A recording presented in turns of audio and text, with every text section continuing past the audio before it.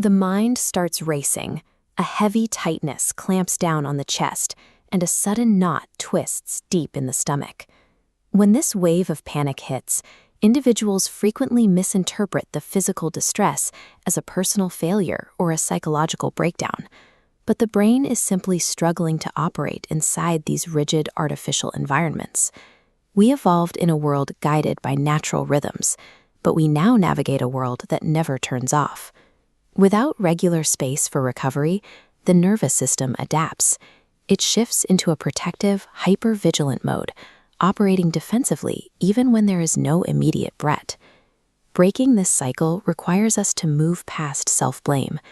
We have to map the exact physical chain reaction taking place so we can find the points where the loop can be broken. The process begins in the brain. When a modern stressor appears, like a late email or chronic sleep deprivation, the amygdala perceives an acute physical threat. It hits a biological panic button, instantly firing distress signals downward. Adrenaline surges into the bloodstream almost immediately. Cortisol follows, sustaining a heightened state of alertness that keeps the body prepared for danger. This cocktail activates the sympathetic nervous system, the body's automatic accelerator, pushing it into fight or flight mode. The cardiovascular system reacts instantly. The heart rate spikes. The heart works overtime, pumping blood faster to the extremities to prepare for a physical struggle. Simultaneously, breathing becomes rapid and shallow, pulling in emergency oxygen for a fight that never comes. This cardiorespiratory sequence is a perfectly executed survival mechanism. However, it is being applied to a psychological stressor rather than a physical one. Following the alarm, the muscular system takes its cue from the nervous system. Major muscle groups involuntarily tighten, forming literal physical armor to brace for an anticipated impact, preparing the body to defend itself from immediate harm. To conserve energy, the body shuts down non-essential systems. Blood flow is actively restricted from the digestive tract and redirected outward to the major muscles.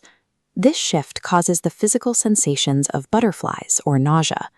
Anxiety disrupts the gut-brain axis, breaking down the delicate bidirectional communication network that usually keeps the system steady.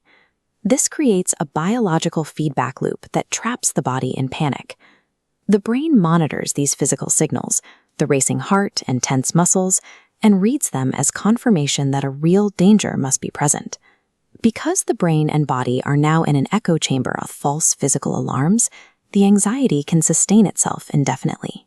Because the brain relies on physical feedback to maintain this state, the physical body can be used to force the alarm to shut off. This requires engaging the parasympathetic nervous system, the body's rest and digest override switch. Practicing the 4-7-8 breathing technique slows the heart's rhythm and increases carbon dioxide tolerance, which signals safety to the brain and reduces stress hormones. Other somatic interventions, like intentionally releasing muscle tension or using a magnesium bath, chemically soothe the nervous system and promote recovery. These physical interventions act as direct biological overrides, forcing the sympathetic nervous system to stand down.